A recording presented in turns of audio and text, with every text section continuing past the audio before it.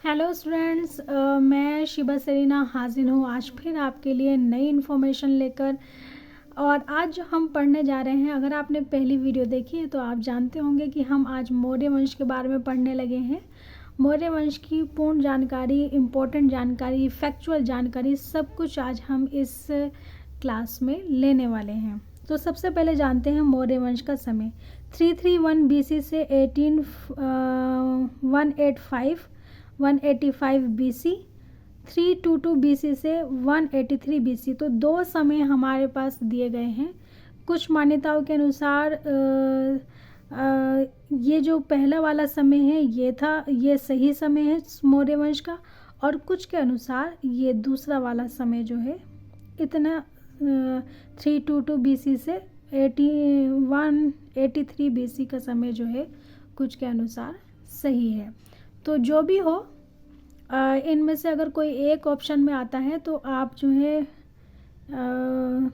लगा सकते हैं, जो इनके आसपास हो या इनमें से कोई एक हो तो उसको आप ऑप्शन में चूज़ कर लेना। अगर पहला वाला ऑप्शन में दिया हो तो आप पहले वाले को चुनना, और अगर ऑप्शन में दोनों दिए गए हों, हालांकि ऐसी संभावना कम है कि दोनों दिए गए हों, अगर दिए गए हों तो भी आप पहले वाले को चुनना। ठीक है, चलिए आगे बढ़ते हैं। संस्थापक जानते हैं। संस्थापक वैसे आप जानते होंगे, मौर्य वंश के जो संस्थापक हैं वो चंद्रगुप्त मौर्य हैं।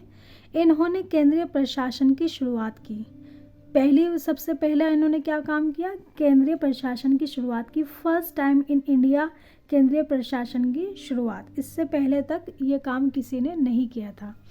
इनके अध्यापक की बात करें तो इनके अध्यापक हैं चाणक्य, उनको कौटिल्य भी कहा जाता है और विष्णुगुप्त भी कहा जाता है। चाणक्य के विषय में ये पता चला है कि यह तक्षशिला के विश्वविद्यालय में अर्थशास्त्र तथा युद्ध कला सिखाते थे। ठीक है, अर्थशास्त्र और युद्ध कला सिखाते थे। ऐसा विश्वास है कि इन्होंने अर्थशास्त्र नामक पुस्तक लिखी। यह पुस्तक मिली नहीं है, परंतु इसके विषय में बहुत सारे व्यक्तियों ने लिखा है, तो जिससे ये पता चलता है कि इन्होंने ये पुस्तक लिखी थी। चलिए आगे बढ़ते हैं। चंद्रगुप्त के शासनकाल में ही यूनानी यात्री मेगास्थनीज आया था। ये माना जाता है कि इन्होंने इंडिका नामक पुस्तक लिखी है। यह पुस्तक भी नहीं मिली है, परंतु कई व्यक्तियों द्वारा इसके बारे में लिखा गया है। ठीक है, तो कौन आए थे इनके समय में? मेगास्थनीज आए थे, और उन्होंने कौन सी पुस्तक लिखी थी? इंडिका लिखी थी, जो हमें मिली नहीं है, लेकिन ऐसा अनुमान है क्योंकि बहुत सारे राइटर ने जो है इसका डिफरेंस दिया है, जिसकी वजह से हमें इसके बारे में पता चलता है। मेगास्थनीज ने चंद्रगुप्त के लकड़ी के महल की अत्यंत ही प्रशंसा करते हुए कहा कि अगर जन्नत कहीं है तो यही है। सुनते हैं ना आप, ये डायलॉग आपने सुना होगा कि अगर जन्नत कहीं है तो यही है, यही है। तो वो जो है कहा था मेगास्थनीज ने चंद्रगुप्त के महल के बारे में, जो कि लकड़ी का बना हुआ था।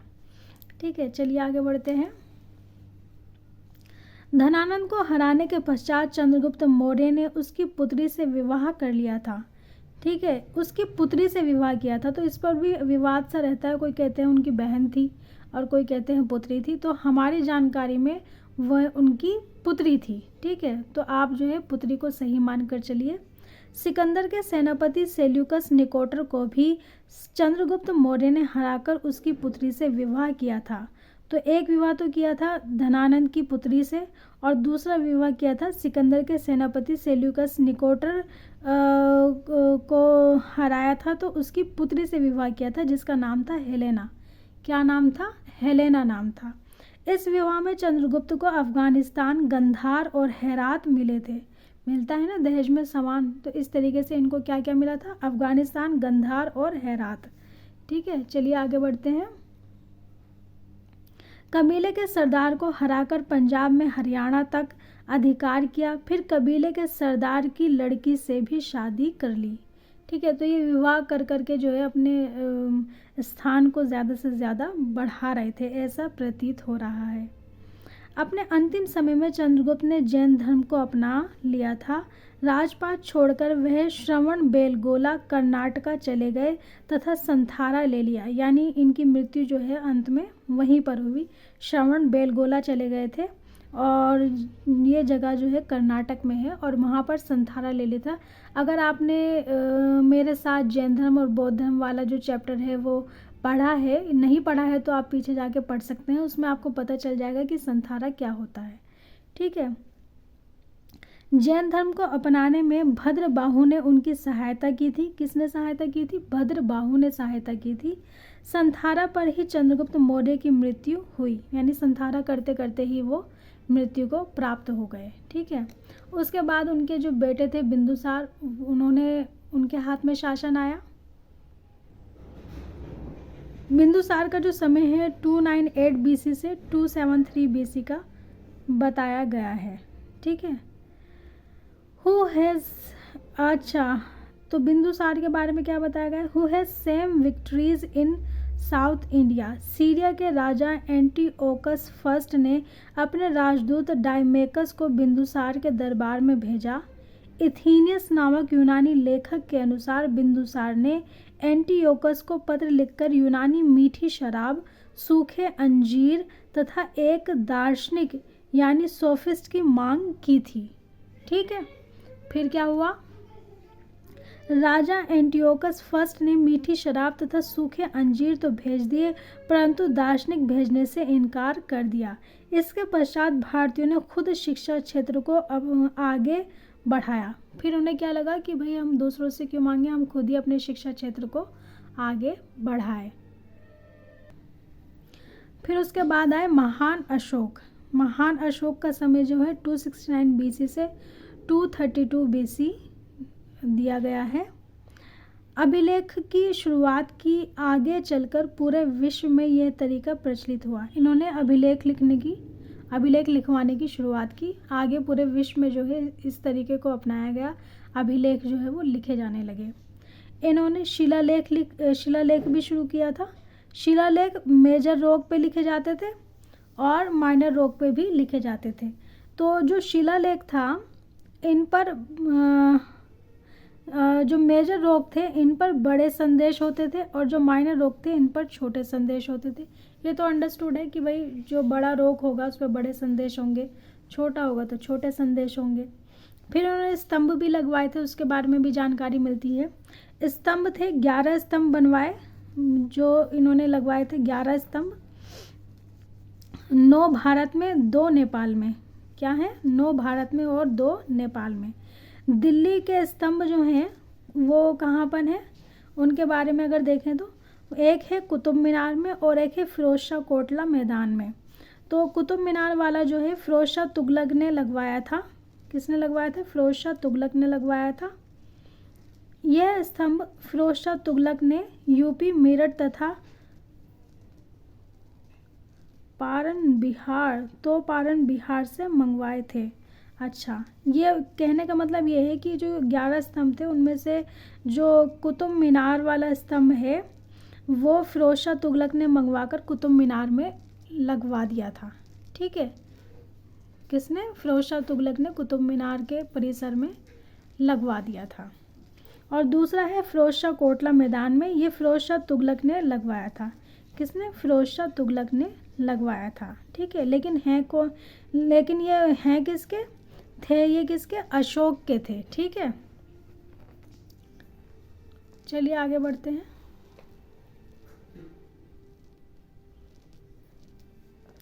यह स्तंभ फिरोज शाह तुगलक ने, ये मैं आपको बता चुकी हूँ। अब बात करते हैं गुफाओं की। गुफाएं भी बनवाई थी इन्होंने। तो गुफाओं में अफगानिस्तान द्विभाषा, यूनानी लिपि, अरेमिक लिपि। अच्छा, अफगानिस्तान में जो इन्होंने गुफा बनवाई है उसमें द्विभाषा का इस्तेमाल देखने को मिलता है। ठीक है। और कौन कौन सी है द्विभाषा? यूनानी लिपि है और अरेमिक लिपि है।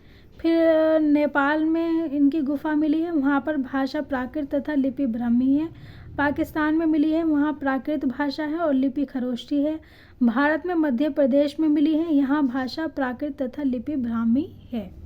ठीक है। चलिए आगे बढ़ते हैं।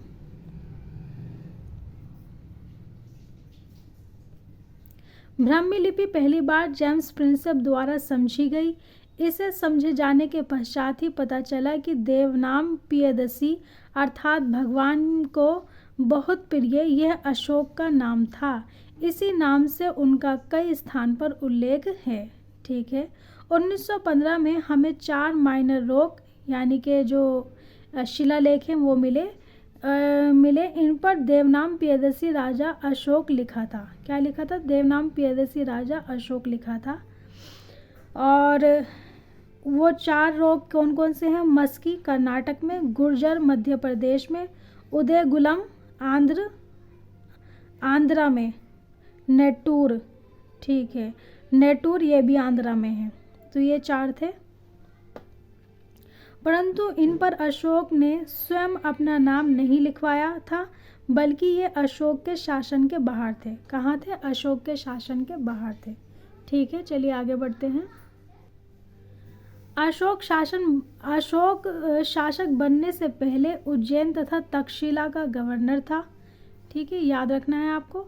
अशोक ने कश्मीर में श्रीनगर की स्थापना की। किसकी स्थापना की? श्रीनगर की स्थापना की।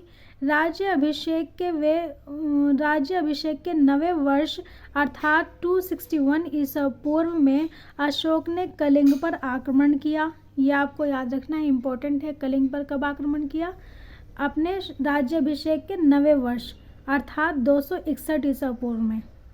उस समय वहाँ नंदराज नामक शासक शासन कर रहा था। कौन कर रहा था? नंदराज नामक शासक शासन कर रहा था। ठीक है, तो बहुत ही फैक्चुअल नॉलेज मैं आपको दे रही हूँ, बहुत इम्पोर्टेंट नॉलेज दे रही हूँ। इसको आप चाहे तो साथ साथ नोट भी इसके प्रिपेयर कर सकते हैं, और नोट भले प्रिपेयर ना करें लेकिन याद ज़रूर रखना। सांची तथा सारनाथ के स्तूप अशोक ने बनवाए, परंतु उनका उद्घाटन तथा पूर्ण निर्माण से पहले अशोक की मृत्यु हो गई। 232 BC में अशोक की मृत्यु हो गई। बचा हुआ कार्य पूरा किया रानी कुरक्की ने। किसने? रानी कुरक्की ने। रानी कुरक्की के पुत्र तिवर ने, यह अशोक की दूसरी पत्नी थी, इसका कार्य जो है पूरा किया। बुद्ध का चिन्ह पहिया जो बौद्ध धर्म के गति का प्रतीक था, उसे अशोक की पहचान चिन्ह के तौर पर भी देखा जाता है।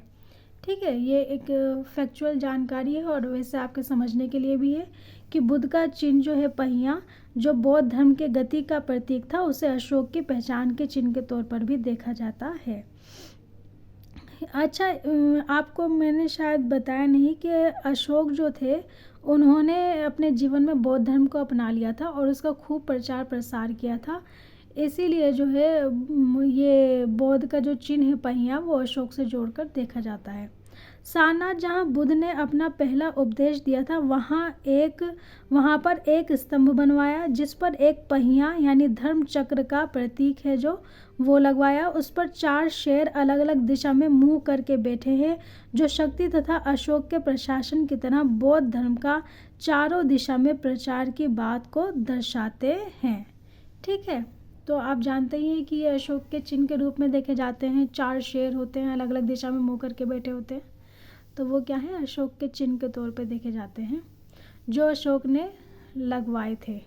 ठीक है, बनवाया था। अब बात करते हैं धम्म की। अशोक ने जो है धम्म की शुरुआत की थी। वो धम्म क्या था? रेस्पेक्ट योर एल्डर्स, बड़ा उम्र में नहीं ज्ञान में, जिससे तुमने कुछ सीखा हो या सिखाया हो उसकी जो है आपको रिस्पेक्ट करनी है। लव योर यंगर वंस, अपने छोटों को भी प्यार करना है। बी वेजिटेरियन रहिए। अशोक खुद भी जो है वेजिटेरियन हो गए थे बौद्ध धर्म को अपनाने के बाद। At least in the month of your birth, कम से कम आपने जो जिस मंथ में आपका बर्थ होता है उसमें तो वेजिटेरियन बने ही रहिए, उसमें मांस मत खाइए। जन्म के महीने में हिंसा मत करो, और इसका क्या मतलब है? हिंसा मत करो। ठीक है, जन्म के महीने में। कलिंग युद्ध उड़ीसा, ये आपको मैंने बताया कलिंग युद्ध हुआ था। वो कहता है कि मैं मानता हूँ कि मैंने बड़ी गलती की, यहाँ तमाम लोग मरे और बहुत नुकसान हुआ, तो मैं इसकी भरपाई करूँगा। यानी ये जो गलती मुझसे हुई है, इतना जो नुकसान हुआ है कलिंग युद्ध में, उसकी भरपाई मैं करूँगा। कलिंग के लोगों को 20 साल के लिए कर मुक्त कर दिया। कलिंग के लोगों को पुत्र अर्थात संतान कहा, उन्हें अपनी संतान की तरह बताया। लुम्बिनी जो कि बुद्ध की जन्मभूमि है, वहाँ हमेशा के लिए कर माफ़ किया गया। आज भी सरकार इस स्थान पर कर नहीं लेती है। ठीक है, तो ये सारे भलाई के कार्य किए। चलिए फिर आगे बढ़ते हैं। अशोक की पहली पत्नी का नाम देवी था। दूसरी पत्नी के बारे में मैं पीछे आपको बता चुकी हूँ, अब पहली पत्नी के बारे में बता रही हूँ।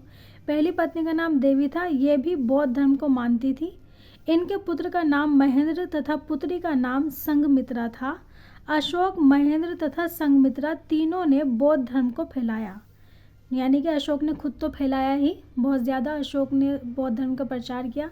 उनके बच्चों ने, महेंद्र और उनकी जो बेटी थी संघमित्रा, उन्होंने भी बौद्ध धर्म को फैलाया। महेंद्र के बारे में लिखा है कि अशोक के साम्राज्य के उत्तर भाग में महेंद्र का कह सकते हैं महेंद्र के अंडर में था उत्तर वाला भाग।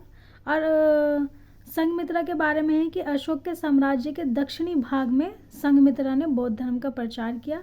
दक्षिणी भाग जो है वो संघमित्रा के नियंत्रण में था और उत्तरी भाग में जो है महेंद्र ने धर्म का प्रचार किया। उत्तरी भाग जो है वो महेंद्र के अंडर में था। ठीक है, चलिए आगे बढ़ते हैं।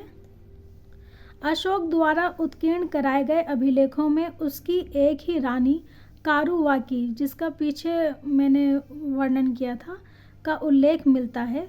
कारुवाकी कुरवकी, या मैंने जिसको कुरवक्की कहा था वो एक ही है। कुरवकी रानी का पुत्र कुणाल, जिसने अशोक की मृत्यु के पश्चात गद्दी संभाली। कुणाल के 4 पुत्र हुए, दशरथ, जलूका, संप्रति, बिहद्रथ। इन चारों ने 232 बीसी से 185 बीसी तक राज किया। बिहद्रथ अंतिम मौर्य शासक था।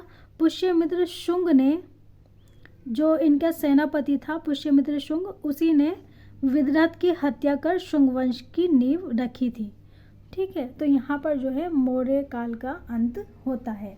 यहाँ पर जो है मौर्य काल का अंत होता है। उम्मीद करती हूँ कि आपको समझ में आया होगा और ये जो इन्फॉर्मेशन आपको मैंने दी ये यूज़फुल लगी होगी। तो बहुत ही कुछ पॉइंट इसमें ऐसे थे जो बिल्कुल ही नए थे, जिनके बारे में कहीं और इन्फॉर्मेशन आपको नहीं मिलेगी। तो बहुत ही यूज़फुल है ये वाली क्लास। और इसी के साथ अब मैं आपसे अलविदा लेती हूँ, इस वीडियो को एंड करती हूँ। उम्मीद करती हूँ कि आपको ये पसंद आई होगी, समझ आई होगी। अगर आपको ये वीडियो अच्छी लगी है तो प्लीज़ इसको लाइक करें। साथ ही अगर आप इस चैनल पर नए हैं तो चैनल को सब्सक्राइब कर लें और बेल आइकन को प्रेस करें ताकि लेटेस्ट नोटिफिकेशंस जो हैं वो आप तक पहुँचते रहें। और अब मैं आपका शुक्रिया अदा करूँगी कि आपने इतना समय दिया और इस वीडियो को पूरा देखा। Thank you for watching this video. Thank you once again.